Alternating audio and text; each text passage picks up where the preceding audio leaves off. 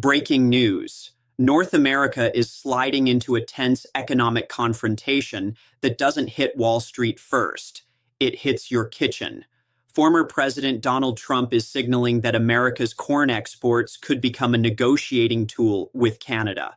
And Ottawa is responding with a hard, unyielding refusal. Now ask yourself, what happens when political leverage collides with the food system millions depend on every single day? And why is this confrontation escalating right as families are already squeezed by higher grocery bills? Tonight, we're covering three urgent points. First, what Trump's signaling means for corn markets and price stability. Second, why Ottawa's no shakes posture is sending tremors through supply chains. And third, how workers, small businesses, and international partners could feel the fallout over the next 30, 90, and 365 days. Because this is not just about corn, it's about leverage, trust, and the real cost of policy uncertainty.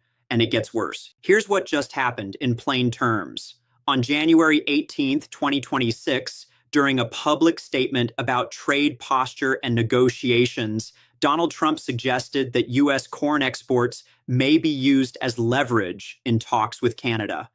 He doesn't announce a formal tariff, and he doesn't sign an executive order on camera. But markets don't wait for paperwork. Markets move on expectation. Corn is not a side commodity. It's the backbone input for livestock feed, processed foods, and fuel blending. The United States produced an estimated 15.3 billion bushels in 2024, and Canada reportedly imported over 1.8 million metric tons, much of it tied to livestock feed, food manufacturing, and ethanol-linked supply chains. When you threaten a major input, you're not just threatening a shipment, you're threatening a pricing system. The timing is critical. Food inflation has been running hot, averaging roughly 6.1% year over year in the background of this story, and every household already knows what that feels like at checkout. Add feed cost volatility, add USMCA review pressure, and you get a perfect storm. Uncertainty meets a fragile consumer budget. Ottawa responds with a blunt message. Canadian officials say food supply chains are not bargaining chips. No handshake politics, no friendly, we'll work it out quietly. That's where the phrase, Ottawa's no shakes food markets, becomes the headline theme. Not literal handshakes, but a refusal to play the leverage game. Then the market reaction lands. Corn futures on the Chicago Board of Trade spike around 2.7% in a single day, a confidence jolt, not a harvest change. And here's the human side. An Iowa corn farmer tells reporters they plan months ahead, but now everything feels uncertain. In Ontario, a dairy producer warns that feed price swings can push milk costs upward within weeks. And it gets worse. Even without restrictions, uncertainty changes behavior. Exporters hedge, importers stockpile, buyers rush to lock contracts. And when institutions scramble, consumers eventually pay the bill. To understand why this story is bigger than a soundbite, you have to understand how corn functions inside the economic machine. In the US, corn flows into multiple streams at once. Roughly 40% of production goes toward ethanol, about 36% goes into livestock feed, and the rest moves into food processing and exports. That split matters because it creates tight interdependence. Squeeze one channel and the pressure moves into the others. So what is Trump actually doing here? Analysts describe it as leverage by signal. The mechanism is simple. You don't need to impose a restriction to create a restriction-like effect. You just need enough doubt that buyers act defensively. That's why this type of political messaging can be so economically disruptive, because it activates the psychology of scarcity. Ask yourself, if you run a feedlot or a food manufacturer and you hear corn exports could be used as leverage, do you calmly wait for clarity, or do you lock in supply now, even at higher prices, to avoid being caught short later? Most businesses don't gamble on political timing, they hedge. Now let's talk cause and effect. If Canadian buyers fear a squeeze, they may try to source alternatives or build inventories. If U.S. exporters anticipate policy turbulence, they adjust contract language, raise risk premiums, or delay commitments. That uncertainty becomes price, and price becomes inflation. Here's a historical precedent experts point to: the 2018 US-China soybean conflict. After tariff threats and announcements, the soybean trade reorients rapidly. Prices drop sharply, exports collapse, and farmers rely on emergency support. The key lesson wasn't just tariffs hurt. The deeper lesson is that policy uncertainty can break confidence faster than it breaks production. Corn is arguably more sensitive because it directly touches consumer staples. Bureau of Labor Statistics linked patterns show that grain price increases tend to push meat, dairy, and egg costs higher within a 60-90-day window. It's not instant, but it's predictable. Here's the analogy. The food supply chain is like a synchronized conveyor system in a factory. Corn is one of the primary gears. If you throw sand into that gear even a little, the whole conveyor doesn't stop immediately. It slows, it jerks, it mistimes deliveries, and suddenly the end product becomes more expensive to produce and harder to forecast. But it's just Canada, some viewers might say. Not quite.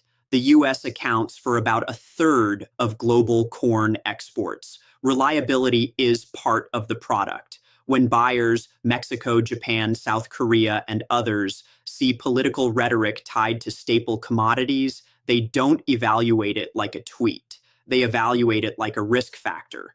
And once supply chains diversify, they don't snap back quickly. Infrastructure follows contracts, rail scheduling, port slots, storage allocations, long-term procurement agreements. If a major buyer builds new relationships elsewhere, U.S. exporters can lose share even if policy never formally changes. Now add logistics, the quiet multiplier. Corn isn't a digital product. It needs physical movement: rail, barge, truck, and port handling. Contracts rely on predictability. If volatility spikes, transportation pricing changes, storage decisions change, insurance and financing terms change. Ottawa's refusal is framed as stability, and in a sense, it is. Canada signals it won't accept food leverage tactics, but it also hardens the standoff. Markets don't love standoffs. Markets love clarity. This is why analysts call it a pre-crisis confidence shock, a shock that hits before a policy exists. And here's the kicker: because it's pre-crisis, it's harder to reverse. If you wait for the real crisis, you're already late. So what's the technical reality? If corn futures jump 2.7% on rhetoric, that's a sign participants believe there is non-zero probability of disruption. In commodity markets, non-zero risk gets priced. And once that happens, the ripple spreads: feed, ethanol margins, grocery supply contracts, and consumer price sensitivity. And it gets worse. If this intensifies into USMCA-linked brinkmanship, every sector that depends on predictable cross-border trade starts treating the relationship like a variable, not a constant. That is the difference between a stable economy and an anxious one. Peak tension moment. This story isn't about whether corn runs out. It's about whether governments normalize the idea that staple commodities are tools of negotiation. If that becomes normal, the entire pricing environment becomes permanently more volatile. And in an inflation-sensitive era, volatility is its own tax. Let's break down who gets hit first and how. American workers and families are first in line because agriculture isn't just farms.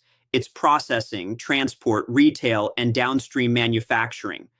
In states like Iowa, Nebraska, and Kansas, livestock operations depend on stable feed costs. Analysts warn that even a 10% increase in corn prices can wipe out thin margins in feed-intensive businesses. When margins disappear, you don't just see higher prices. You see hiring freezes, overtime cuts, and in some cases, layoffs. Now ask yourself, what happens when a feedlot operator can't confidently price next month's feed? They scale back, they delay purchases, they reduce expansion. That reduction shows up later as tighter meat supply and higher prices. Families feel it at the store. Corn flows into the cost structure of beef, chicken, dairy, and eggs. It also touches packaged foods through corn syrup, starches, and processing inputs. If you're a household already navigating elevated grocery inflation, you're not just dealing with one price spike. You're dealing with the uncertainty that the spike could keep coming. Example 1. A family on a fixed income watches eggs rise week to week. Example 2. A working parent sees dairy and meat costs climb and substitutes lower-cost proteins, changing nutrition patterns. Example 3. Rural commuters face higher fuel blends and transport costs if ethanol margins tighten and regional fuel pricing shifts. These are not abstract market effects. These are daily decisions. Small businesses are next. Here's a realistic case study. A small tortilla manufacturer in Texas relies on predictable corn flour pricing. When input costs swing suddenly, they can't just raise prices overnight without losing customers. So they take the hit, or they cut staff hours, or they postpone growth plans. One owner says a sudden spike can cancel a whole quarter's expansion strategy. And when small businesses freeze investment, local economies feel it. Large corporations react differently, but the consequences still reach you. Publicly traded food processors and meat packers are sensitive to commodity volatility. In past episodes, companies facing uncertain input costs delay capital spending, tighten guidance, and issue cautious earnings calls. Stock volatility doesn't just hurt investors. It pushes corporate leaders to protect margins, sometimes through price increases, supplier pressure, or slower wage growth. And then there are international partners.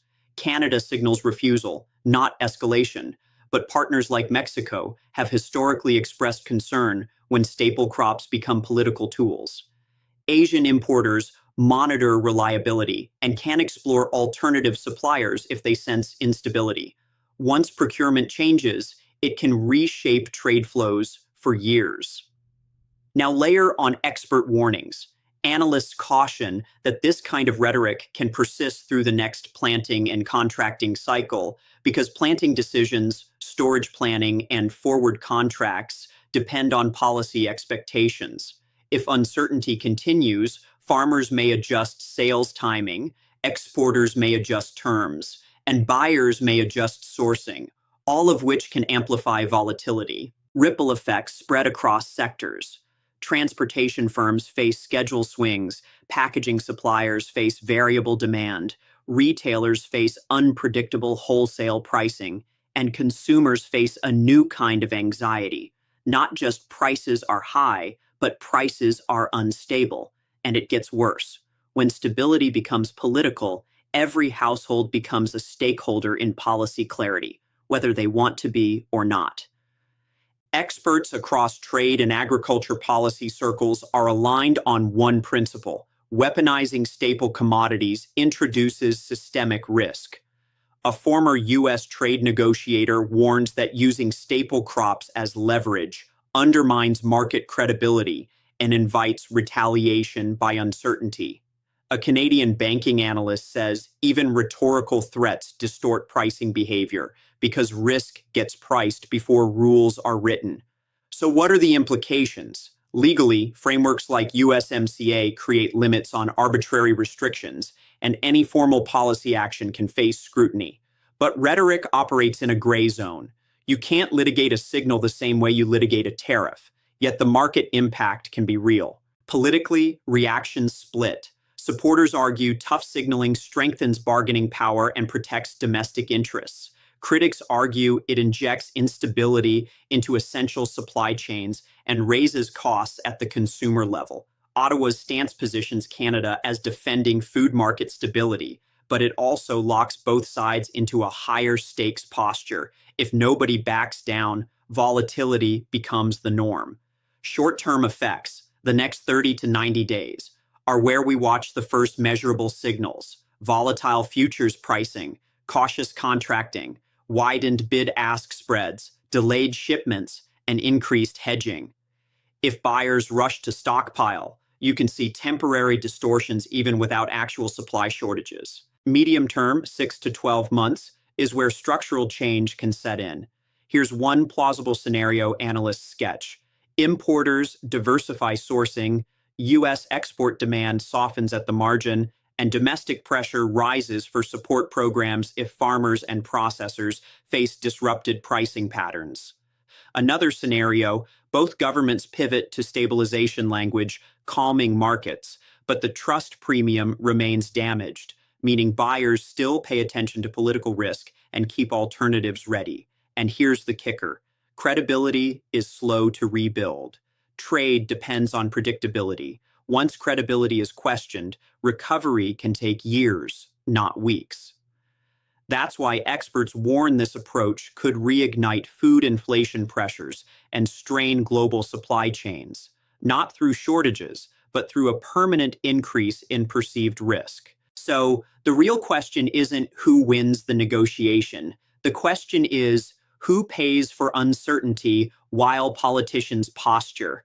Because in the food system, the bill doesn't arrive in the negotiation room.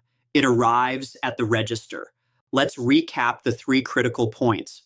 First, Trump's signaling around corn exports is already shaking confidence in food markets, even without a formal restriction. Second, Ottawa's refusal to treat food supply chains as bargaining chips may be principled, but it confirms a standoff that markets hate.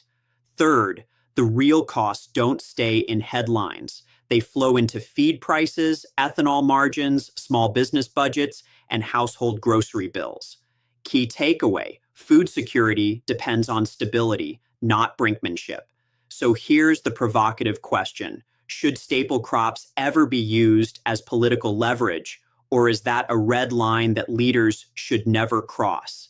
If you want to stay informed on stories the mainstream media won't fully cover, make sure you're subscribed and hit the bell icon, because decisions like these shape your costs long before the public gets a full explanation. One final thought, when governments turn essentials into leverage, everyday people become collateral to uncertainty. Thank you for watching, and I'll see you in the next one.